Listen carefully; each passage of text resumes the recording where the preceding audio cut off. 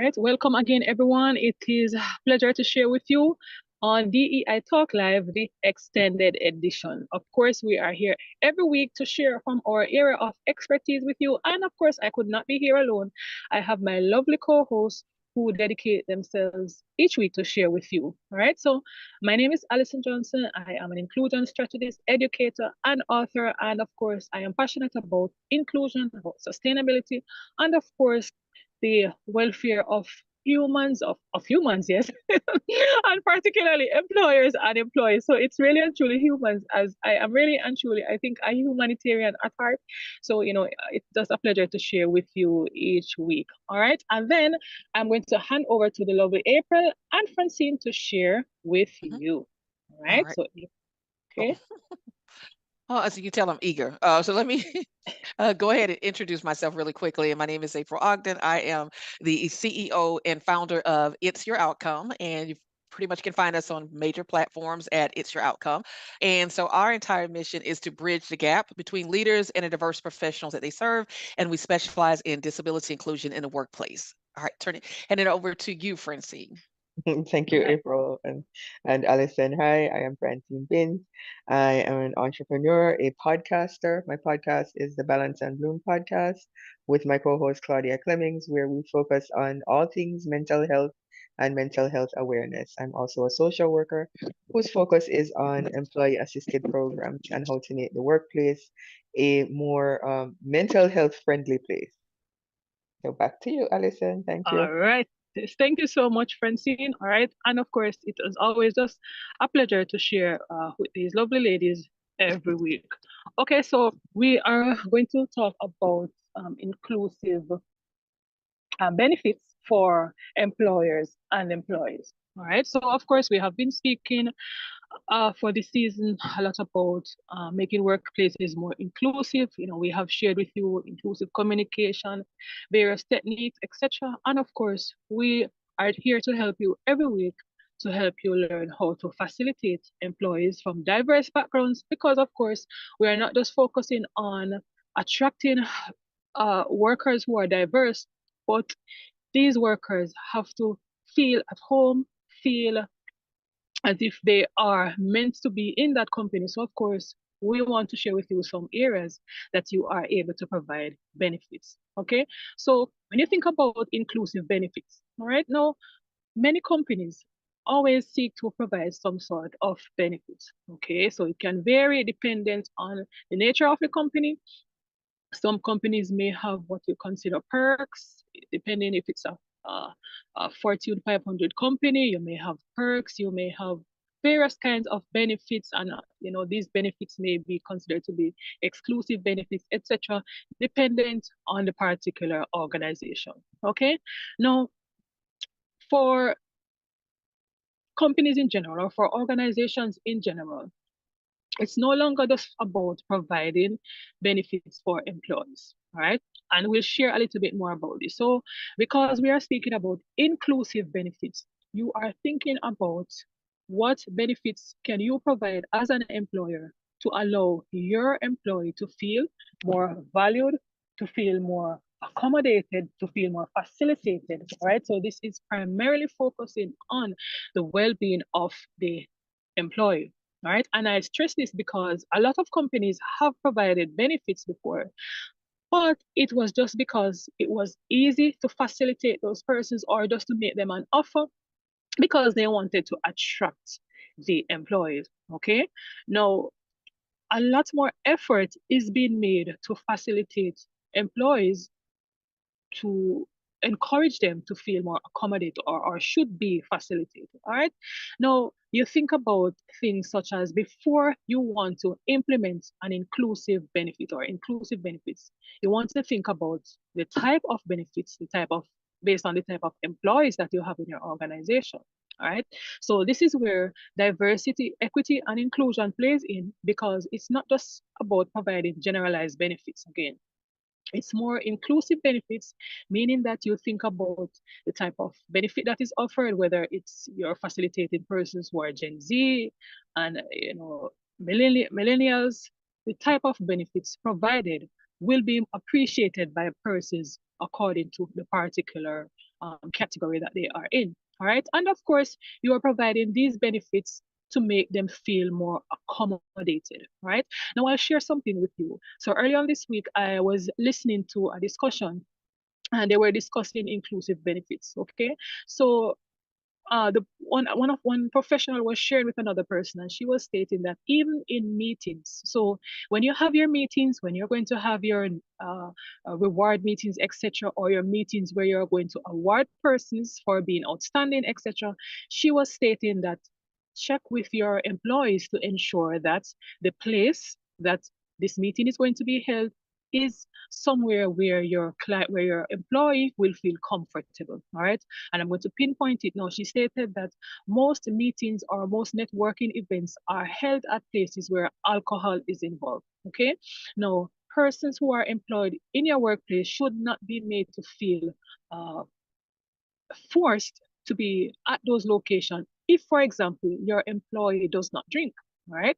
And then, of course, you want to think about the fact that suppose your employee is a recovering alcoholic, all right? So this is why it's important that inclusive benefits are tailored to be universal in its approach, meaning that choose benefits that are safer, that are healthier, that will not affect persons, regardless of the fact if you know about if they are recovering alcoholics, for example, etc., or if they drink or if they don't drink, example. All right.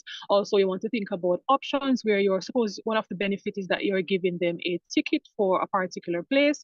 Ensure that this is something that is that they are able to appreciate. You want to think about religious accommodations, etc. So ensure that in planning your inclusive benefits, you want to also think about the fact that you factor in diversity, equity, and inclusion in these approaches because it's not just providing generalized benefits. You want to think about persons, for example, who are mothers, persons who are fathers, and of course, this will be discussed more as the presentation goes along. So as I wrap up my presentation, I just want to say that, of course, inclusive benefits will attract persons to your organization, but just ensure that you know the type of benefits that you are providing so you can conduct audits to ensure that the persons who are given these benefits, who are given these perks, that they feel comfortable about the type of benefits that is shared. Because in interviews, you will find out that benefits are mentioned, but they are not discussed in detail. So from time to time, have surveys, have discussions, and see how your employees are responding to the type of benefits that you're providing to ensure that these benefits are inclusive. The last factor that I will state, it will also help you where your budget is concerned. Because suppose you give an employee a benefit, for example, you may give them a ticket to a five-star destination and they may just pass it on to someone else because it was not something that they were comfortable with.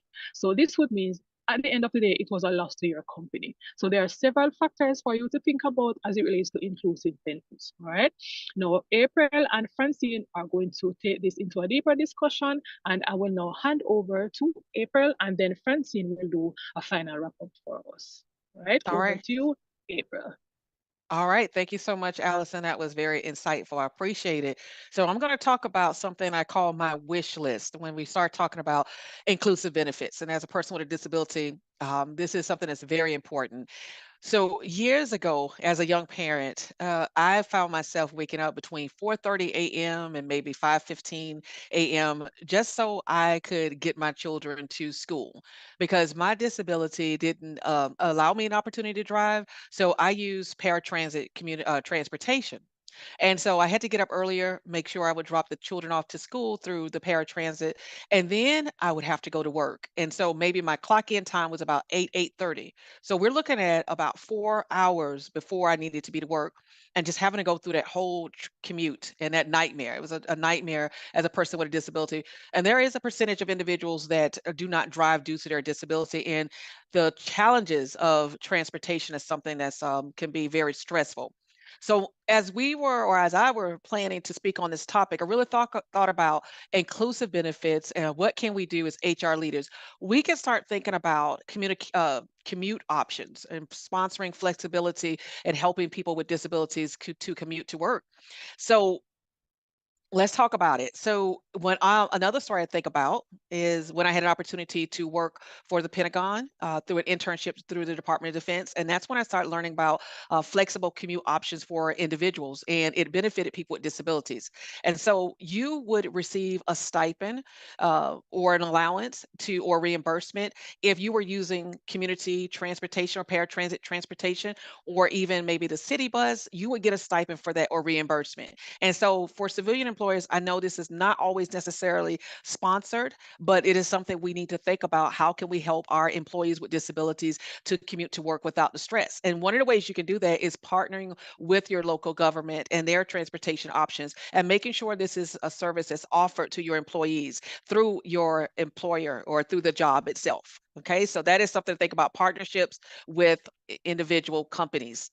All right. So flexible work schedules. Can we start a little later or maybe earlier? Can we get off of work a little earlier? Because this is going to impact your employees with disabilities. As the seasons change here, we're thinking about now time is going to go back. And so that means that I may be out earlier. I may be in the, traveling a little earlier. And so it may be a little dark outside, or I'm getting off later and maybe a little dark outside. And so that is going to impact me. So making sure that we're including these type of benefits where people have these flexible schedules to accommodate their needs when it comes to communication.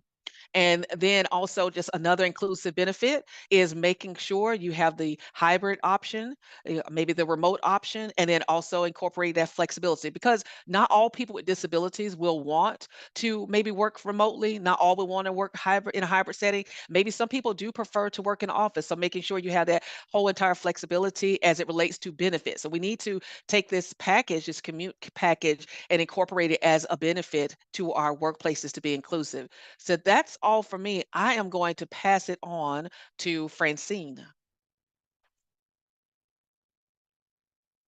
All right, thank you, April and Alison, for those very insightful and wonderful tips. Now, there is a little bit I'm going to just piggyback and add to those things because we are dealing with individuals and individuals who have individual lives and individual needs. Now, can a company be expected to cater to every need that their employees might have? That may not be possible.